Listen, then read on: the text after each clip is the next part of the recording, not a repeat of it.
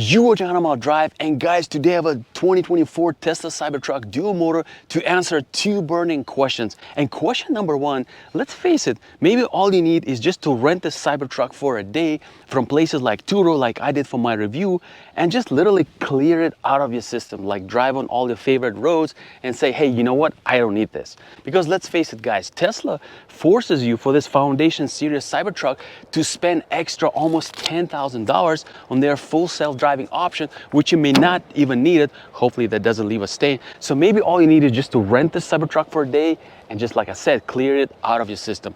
Or you should go ahead and buy it, which I will reveal by the end of this review. And question number two that I'll try to answer, and this is more for you, the truck owners who are considering to switching from your regular truck to the Cybertruck, and that is, what does this Cybertruck feel like driving close to? Is it like a Toyota Tacoma, your typical V6 Tacoma, which is very bouncy and kind of firm, but is really good in off-roading and snow? Or is it like a limo of trucks, like a Chevrolet Silverado V8, which feels very comfortable on the highway? Or is it the third option, like a fake truck, which is a Honda Ridgeline, which more has an independent suspension and feels more like driving a car? So what does it feel like driving like? If this is the first time you watch a 100-mile drive, well, this is the channel where I say, before you buy your Cybertruck or any other car, do not settle for a 5-minute test drive around the dealership, or in case of Tesla, around the mall. Instead, rent a similar car and drive it for at least 100 miles on city streets, highway, and twisted roads to be able to answer the biggest question I'm answering on this channel: how does it feel to drive? And guys, I decided to record two videos for this review to make it more interesting, where for video number one, I'm gonna drive Cybertruck in the city to first check out its acceleration to see if it does it with confidence. Then I'm gonna check out its steer-by-wire tech to see what does it feel like, you know, using it in the real world scenarios, especially for ladies. And I'm gonna check out its suspension to see how comfortable those rugged tires on bumpy roads. Then I'm gonna take it on the highway to see if it's a good, comfortable cruiser. Again, check out its comfort on these tires, and most importantly, see if there's any excessive noise from that windshield, that massive windshield that it has. And for video number two, I'm gonna take it to the twisty roads, where I'm gonna check out its balance, its performance, its suspension, to basically see if it's a safe truck to drive overall, especially if you have any dangerous situations. All coming in this review. Let's go. And first, a quick walk around this Tesla Cybertruck Foundation Series, just to discuss its build quality and some of the design elements, right? Now, first of all, I kind of walked through it, and yes, it's not perfect in terms of the panel gaps. Like this side looks much nicer compared to, let's say, this side, right? This side looks like there's panel gaps a little wider. I think the Sentry mode is on this car right now.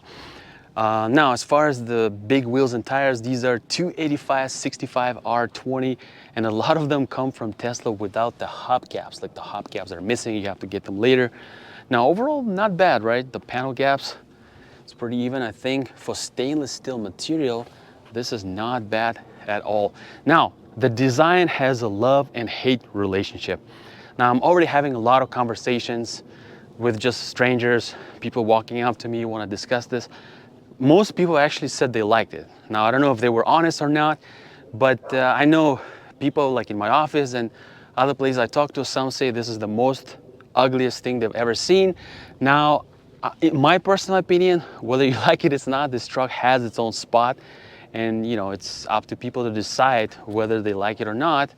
We'll see by the sales numbers, right? Now, the panel gaps on this side, it's also not bad, honestly. This is not the first truck I'm seeing, and this one is actually a better build quality than the one I've seen previously. So personally, I think it has its own spot. I cannot call it beautiful, I cannot call it ugly.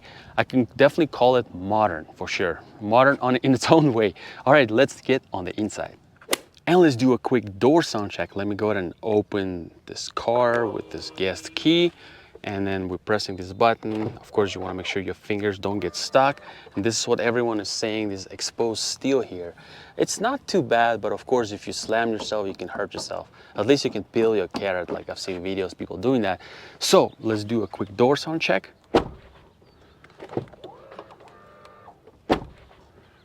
Man, the funny thing, when you slam the door, the whole car shakes. This is definitely a heavy door, one last time. Nice, feels very satisfying. Door sound check pass. Now the build quality, right? The interior build quality. This is not bad overall. Everything is fairly nicely molded. This is not like a super luxury materials, but they are soft touch and they feel nice. Some contrast, right? Now these are also soft touch. Even this is soft touch, which is really, really nice. Now you have more organizing options for your bottles and the little things here. Now, the part that I used to complain is you could squeeze this part in Teslas, but not in their latest gen, not in the latest Model 3 and not in the Cybertruck. Closing the door and we are in the cabin. So this is our cool steering wheel. This is also kind of like a soft hard touch, very tiny steering wheel we're going to discuss. This is your plastic. This is what they call marble, also soft touch, your ambient lighting. And then there's some material fabric here. This is the first car where I have so much gap, right, between the steering wheel and the end of the windshield, and then there's a massive windshield. Now this is your useless mirror view, the mirror, right, that everyone wants to remove, because there's an option to see your mirror here. Actually, while driving, right, it'll show us. I would put video here, right? I know it's going to be redundant with the screen, but at least it would be more useful than this. And people also want to remove the side mirrors. Yeah, I wouldn't do that for sure. Now, as far as everything else, fairly well molded. The only complaint I have is this Alcantara. Yes, it's a very nice material throughout, but let me show you when I press it. And then this visor, when I pull it down, you see there's a gap, huge gap. So this is supposed to be rolled in more. So this doesn't even open all the way. So definitely you still see things like this in Tesla. And we are so used to it that we're kind of fine with it. Now, as far as the seats are also vegan leather. Now, comfortable. They are very comfortable. They're on the firmer side, but I like the headrests. So they feel kind of right for this truck. No complaints there. This is what it looks like. Now let me show you the rear seats, how comfortable they are. And by the way, guys, today I am in like it's 100, it's 99 Fahrenheit right now, so I'm recording this in heat, so I'll kind of explain what this feels like in heat. And now I'm sitting in the back of a Tesla Cybertruck. I am 6 feet 2 inches tall. I'm sitting upright and I have pretty good room here. I think if you're like 6'3", you'll be fine. If you're 6'4" and above, you might have to slouch a little bit, but otherwise it's not bad. I actually definitely like the comfort of the seats. The middle and lower portion is on the firmer side, so it gives you this good support and it's a good posture overall. So I think you can spend some time in this Cybertruck, even on a long trip. Now, as far as my leg room, a lot of space here. You know, I can relax here, and actually this bench overall does feel comfy, right? So I'm definitely not complaining. And then this is what the view from the back. You have your climate control options, and this is your panel roof. Now, like I said, it's 100 degrees outside, 99. This roof does heat up. Yes, it does get, you know, hot. By the way, the sun is right now hiding behind this tree, so it's a little bit better, a little bit more forgiving, I would say. But otherwise, I wouldn't mind for sure to have, if there's an option to like a double tint this roof, because I think for the rear passengers, where they're gonna feel it the most, because it's literally gonna be right above their head. Whereas the front, like a driver and passenger, they have Alcantara above their head. In general, you know, there's more space above them, so it feels just fine. So overall, it's not bad. It's definitely better than I expected. All right, now let's go ahead and drive it. And first I'm gonna drive Tesla Cybertruck in the city. I'm gonna put dynamics into sport just to kind of get a feel for the acceleration. All right, let's go. No cars there. And let's go. Now, what's impressive about the Cybertruck is that it's a huge car, right? 6,600 pounds. And to experience how this huge machine launches is something out of this world. Let me tell you this. Now, official 0 to 60 for this car is 4.1 seconds. I know some Motor Trend and Car and Driver could launch it for like 3.8 seconds. In the real world, does it feel fast? Absolutely. So here I'm approaching a stop, and I'll just quickly, quickly accelerate, just very quickly. All right, stop, and let's go. Yes, kind of pushes you against the seat, and it does it very, very confidently. Now, one thing I wanted to see, like this huge car, right, on the air suspension, like how would it execute, right? I know Tesla has Model X, which is also a heavy car on the air suspension. There are no like unwanted movements on the chassis. It just launches forward very confidently. And this is what impresses me about this truck, is that it does it kind of effortlessly for this huge size. Now, what about the brakes, right? The brakes, when you kind of, not say slam on them, but when you using it kind of for like emergency situation, right? When you want to press them a little bit harder. Car does it not in like abrupt way, like let's say in my, for example, BMW X3 M40i that I have on the channel. When you press on those brakes fast, the car just locks up and it kind of even launches you forward a little bit. This car does it in a more gradual way. You don't have the sensations of like moving forward. In some way, first I thought brakes are not strong enough. But then when I, experienced it more and more and more, I realized it's just how it does it. It wants it to be done in a very like confident, gradual way. So when I press the brake, it just stops. Now, again, no weird movements. I don't feel like, it's struggling to stop actually. It doesn't struggle. This is how it does it. It does it in a kind of very smooth way, right? Smooth braking. So when you kind of adjust to that, then it's fine. I don't find it as a problem or it has weak brakes. Of course, you have your powerful regen, your one pedal driving, which will be, on most of the time, and you really don't need to use brakes, right? So it's very, very responsive to the acceleration, very sensitive. And for this huge car, I think they've done a fantastic job. Now, this is not the fastest car, right? The Rivian does it in like 3.3 seconds, but man, this is more than enough. Let's launch it. More than enough, more than enough. I think you're gonna enjoy this zippy acceleration in the truck, all right? Which we're gonna talk about. How does it feel like a truck, right? Second, let's talk about steer by wire immediately. What is it like? For anyone getting into it first time, you will learn very quickly how it works. In low speeds, it feels a little bit confusing. I mean, look how responsive this thing is at lower speeds. This is what's called crab walk, right? It can do crab walks. At lower speeds, it's just so responsive. At higher speeds, it just feels like a normal car. Still more direct. Feels like almost like a Model 3 to me, honestly, than the truck. Because typically trucks, they carry this heavy body, and then they do everything in a very smooth ways. Like there's a way to drive trucks. Of course, there's your TRX, Ram TRX and F-150 Raptor that do it in a more aggressive way. But then you still feel when you drive the truck. This doesn't feel like driving a truck. And that's where we come to the next most important point. How does this car feel to drive, right? Well, it doesn't feel like Tacoma, it doesn't feel like Silverado, it doesn't feel like a fake truck Honda Ridgeline.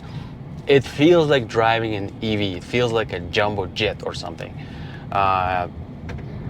So to me, the best way I could describe it is just a cool techie gadget.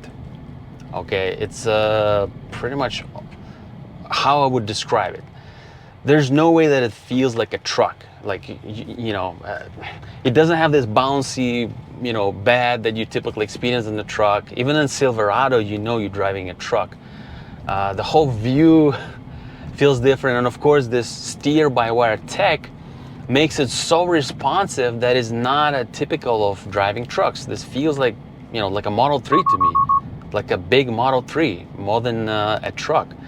So I think the guys who are, first of all, the Tesla fanboy is just gonna go ahead and buy it, okay? Those guys are sold. Now there are other guys who never bought trucks, but they like tech, they like, modern stuff. They also gonna buy their first truck ever by buying this Cybertruck, right? And they're gonna like it because it's very techy, a lot of cool stuff. This air suspension, which I'm gonna discuss on that Twisty Rose. Let me throw it in comfort mode now, so it'll raise up a little bit. Now, the most disappointed segment will be guys like, let's say Texas boys and guys who have F-150s, TRX, Rams, and all these really loud, real trucks. Now those are the guys, the ones who can. There's another Cybertruck right there. Will be disappointed the most. Some of them will take it and accept it. Some of them will be disappointed and they'll say, hey, Tesla Cybertruck is a fake truck. And let me go ahead and drive on my favorite bumpy roads. I'll discuss suspension, and then I'll tell you exactly the character of the Cybertruck. And now I'm driving on my favorite Tampa Avenue, where I test all my cars for suspension, and Cybertruck has air suspension, which basically is very well suited for comfort. Now, yes, you do feel these rugged tires. There is some noise coming from them. You hear their contact with the road. The rubber is fairly soft, but it's not as soft as with regular tires. So there is some noise from the tires, but overall, hitting all these imperfections, the air suspension is the one that smooths it out very well. Yes, this is not your like a Mercedes S-Class type suspension, but for this type of a truck on these tires, it feels very comfortable. Even if I throw it literally in sport mode, where I'm gonna lower the suspension, it is still gonna feel comfortable. So yes, even if you throw it in the sport mode, the car will lower a little bit. You can see controls, it'll say on low. But then again, it will not sacrifice comfort. I can feel it's a little bit lower, but I'm hitting, again, more imperfections. Man, there's the F-150 Lightning that, okay, now he is letting me go. And yes, still comfortable. Now what you get in the sport mode is, because you have only two modes, right? Your comfort and sport, and then custom mode, you can customize it. But overall it feels comfortable even in sport mode. You just have more responsive acceleration. Now I am in my local neighborhood, and what is it like driving this Cybertruck, right? And then I promised you to reveal the character of this car. Now, the best feel of this is steer by wire. This is the first time me experiencing this tech, and I am enjoying this. I want this in the Model 3 Performance. Literally, I want this. I want the rear wheel steering, and I want this steer by wire in the Model 3 Performance. It is cool that a truck has it, right? It's very responsive. I love how effortless it is. Now, ladies, if you're driving this car, yes, it feels big. You will get used to it. The problem I found is like parking this car, because you don't have the rear view mirror, you have to get used to all the screens, because I typically like looking around, seeing if there's anyone approaching the car before I even see it in my cameras. But here you don't see really anything behind you, and unless you lower the panel on your truck bed. Otherwise, yes, you can get used to it. And for ladies, pedals are pretty soft, so you're gonna feel pretty good and comfortable in this truck. This huge car. It doesn't feel like you need a guy with big muscles to drive this. Now, when I said I want to talk about the character of this truck, think about it this way. This Cybertruck looks very tough on the outside, right? It looks massive, looks like a freaking military vehicle. But and think of a bigger guy, right? Big muscles, guy with the big muscles, Now imagine you look at the guy, he's a tall, big guy, and you start talking to him. And when he starts talking, all of a sudden he has a very soft voice, he's a very kind guy, and then you're like, oh, look at this, big guy, but very soft spoken, is very nice guy to talk to. And then all of a sudden that character feels different, right? So this is exactly how Cybertruck is. On the outside, it looks very tough, big, stainless steel. I'm gonna like destroy you kind of thing. But on the inside, it drives just like a regular EV. This is like your big Model X kind of thing. So, which means what their approach was, Tesla's approach, is to make a tough truck drive like, don't want to say it, but basically drive, like a regular EV, drive like a regular car, basically, right? With all this tech, where it steers so easily, all this air suspension means, all these things on the road, it smoothes it out, right? You don't have your engine noise. So literally you are inside of a comfy EV with fairly good sound insulation. So it kind of removes that feel of the truck and that effort that you may need to drive the truck, which means you can use this to haul things, you can use this to for road trips, and and anyone can drive this, like ladies, anyone who may think like this is something very rugged, it's something very scary, but it is not. On the inside, it has a very soft spot, and it's a very easy to drive this. So I hope I'm able to relate this character as I'm enjoying taking all these turns, even driving it in my local neighborhood, because driving it, like I said, in the city is very effortless. Now let's go ahead and take it to the highway. And I'm about to merge the highway, more bumpy roads, just to experience how well Cybertruck soaks the bumps. Really impressed, I knew it has air suspension, but on these big tires, you're always thinking like, is it gonna be good? Is it gonna be fine, like comfortable? Yes, there is some vibration that hits you a little bit, but that's all normal, nothing excessive, nothing like to say that this is bad. Overall, I can tell they really worked out very well, this whole driving experience. Another thing I'm happy to report, I complain about both Model Ys that are reviewed recently on the channel and previously as well, except the Model Y Performance, is their problem with the acoustics, like very weird echoing in the cabin. It is not there in the Cybertruck. The Cybertruck doesn't have this issue. Like there's a sun hitting us right now, but hopefully we'll be able to record this video. Merging the highway. Man, so easy, so easy. I am still in sport mode. Let's go to comfort. You can drive it in sport mode if you want. It still feels, like I said, very comfortable, but more responsive, far more responsive. Or you can customize your own. So first, let's do a quick sound insulation, right? Check, and then we'll discuss it as well. I have my meter here. All right, let's go around 65. It's about 64. It's exactly 64, which is not bad. It's pretty much anything I tested here, it's around this much. Now, what do I hear actually driving it, right? I don't hear much other cars. There's some road noise from tires, but again, this is not like driving Jeep Wrangler on those knobbly tires. It is not like that. It is fairly quiet. I think they picked those tires that will not create this tire noise, excessive tire noise, because it's EV, right? We don't have engine noise. So it's fairly good. Now, where you do hear some noise is from the windshield. As you drive a little bit faster, like in the city, you're not gonna notice this, but when you hit the highway and when you go, speeds above 60 miles per hour, you will hear some windshield noise from the windshield.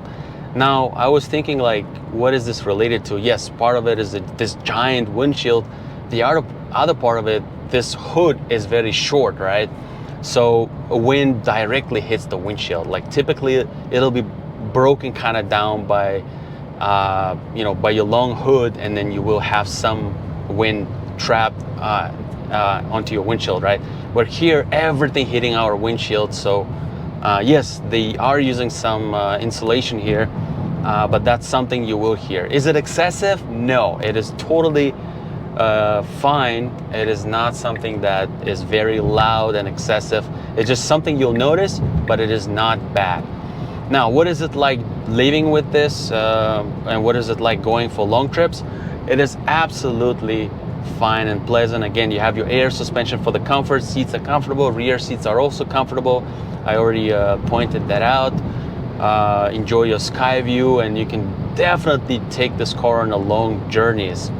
One thing about this steering, by the way, I wanted to talk about, right? The shape of the steering wheel, the cool thing, it kind of teaches you to drive car properly. In a sense, with the round steering, I do that all the time, and I know some of you guys pointed it out. I put my hand on top of the steering wheel, and and I just like to rest it there. In case of the accident, that'll hit your face directly. Here, you cannot do this. It forces you to hold it properly, right? Putting it on top doesn't feel good. Plus, another thing with your hand, what happens is your hands kind of feel like they're not as wide as on the big steering wheel. They're kind of like a shorter, right? you feel a little bit squeezed, kind of.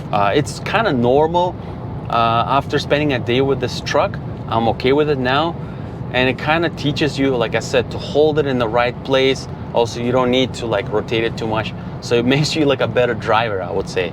So that's definitely one point I've noticed for sure. Now, last test I like to do on the highway is checking its mid-range power. This car will absolutely do it with no problem. You know, you just slam on the... Now we're in a standard comfort mode, which has a chill acceleration. So when I step on the gas, of course it takes its time, it builds its power, but it's still, you know, you can use it.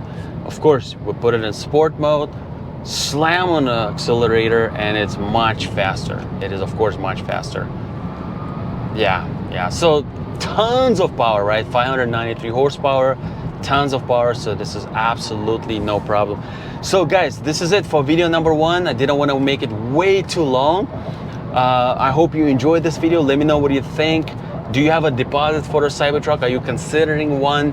Are you planning to rent one? You can see a link in the description if you want to rent this particular one. This is the least expensive I found on Turo. I get no commission by putting a link. So I'm just helping you guys to make the right decision before you buy one. Maybe all you need is just to rent it, or maybe you should go ahead and buy it. But by driving it like this is how you get to experience this. Anyway, I'm saving my conclusions on whether I would buy it for the end of video number 2. This is all for now, and I'll see you in the video number 2.